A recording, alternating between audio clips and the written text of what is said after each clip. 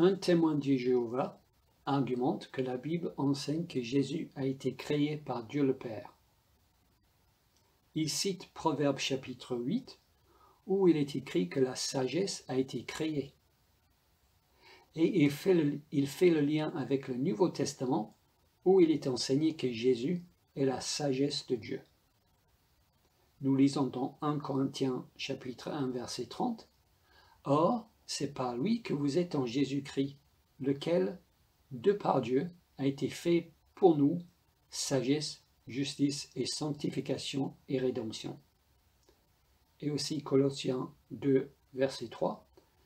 Christ, mystère dans lequel sont cachés tous les trésors de la sagesse et de la science. Ces témoins de Jéhovah argumentent donc que la sagesse a été créée par Dieu le Père. Or, Jésus est la sagesse de Dieu.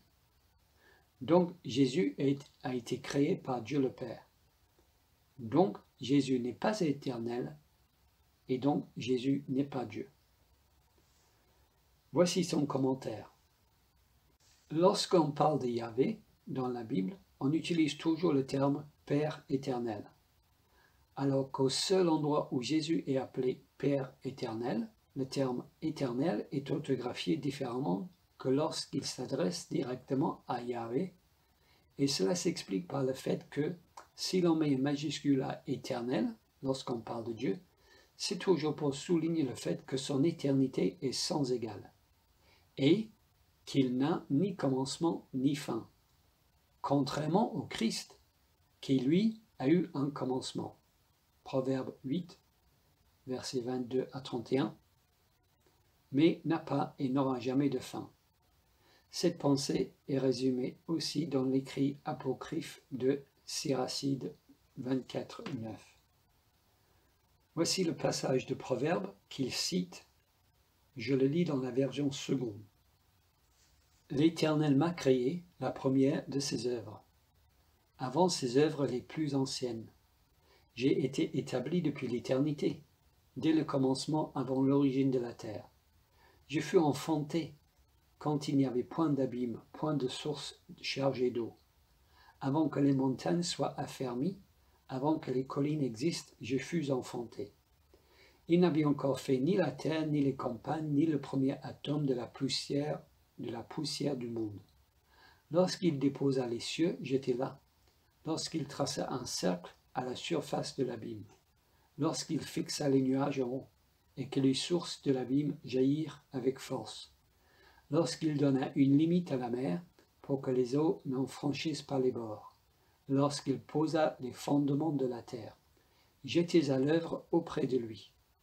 Je faisais tous les jours ses délices, jouant sans cesse en sa présence, jouant sur le globe de sa terre, et trouvant mon bonheur parmi les fils de l'homme.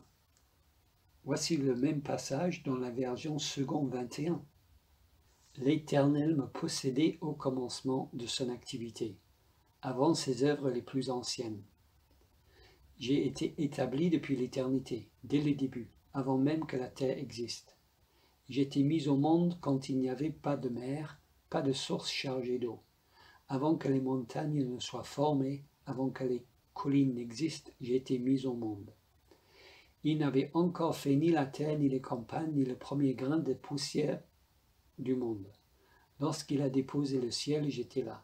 Lorsqu'il a tracé un cercle à la surface de l'abîme, lorsqu'il a placé les nuages en haut et que les sources de l'abîme ont jailli avec force, lorsqu'il a fixé une limite à la mer pour que l'eau n'en franchisse pas les bords, lorsqu'il a tracé les fondements de la terre. J'étais à l'œuvre à ses côtés, je faisais tous les jours son plaisir, jouant constamment devant lui, jouant dans le monde sur sa terre et trouvant mon plaisir parmi les hommes. Nous voyons donc que le sens du premier verset n'est pas très clair. Il y a en tout cas des accords parmi les traducteurs sur le sens précis du premier verset.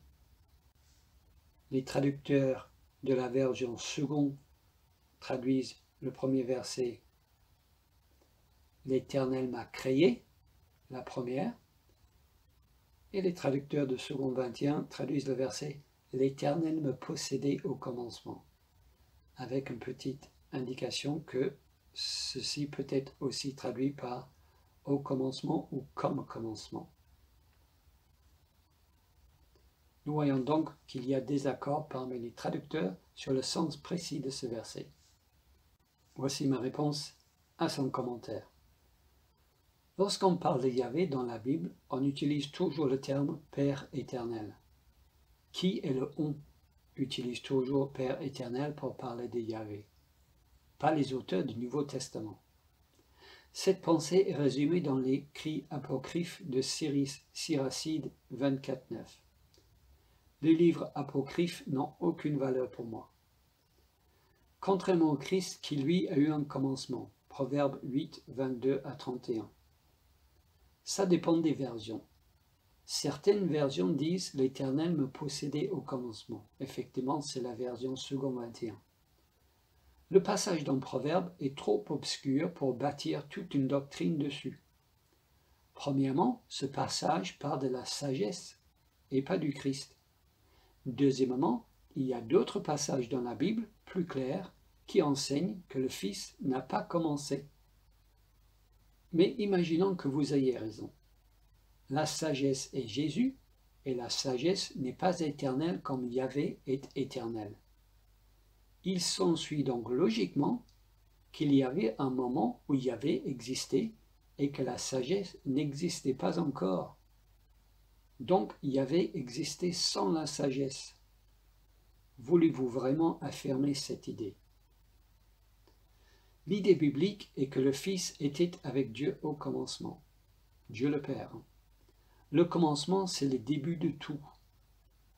Si Jésus a commencé à un moment donné, alors il n'était pas au commencement de tout. Mais au commencement de toute chose, le Fils était déjà là. Donc il n'a pas commencé. On ne peut pas aller plus loin que le commencement. Si on recule dans le temps plutôt que le commencement, on est toujours au commencement. Plutôt que le commencement n'existe pas.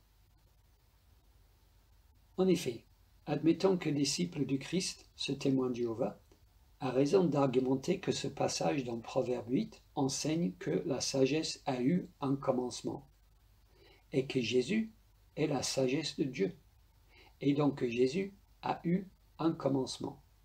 Admettons qu'il a raison d'argumenter cela.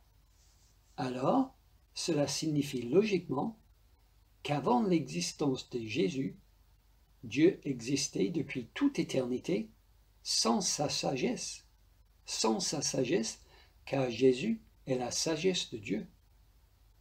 Dieu attendait de créer Jésus pour avoir de la sagesse, car Jésus est la sagesse de Dieu, selon ce témoin de Jéhovah.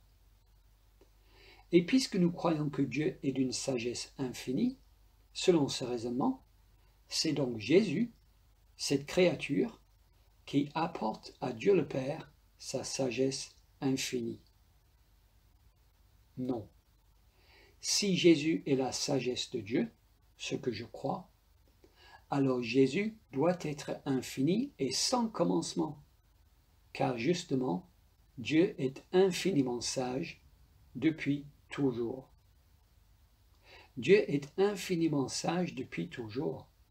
Donc Jésus, qui est la sagesse de Dieu, doit être infini et sans commencement. Je pense que ce n'est pas Dieu qui a manqué de sagesse. Non, celui qui manque de sagesse est ce témoin de Jéhovah pour avoir avancé une telle idée clairement anti-biblique.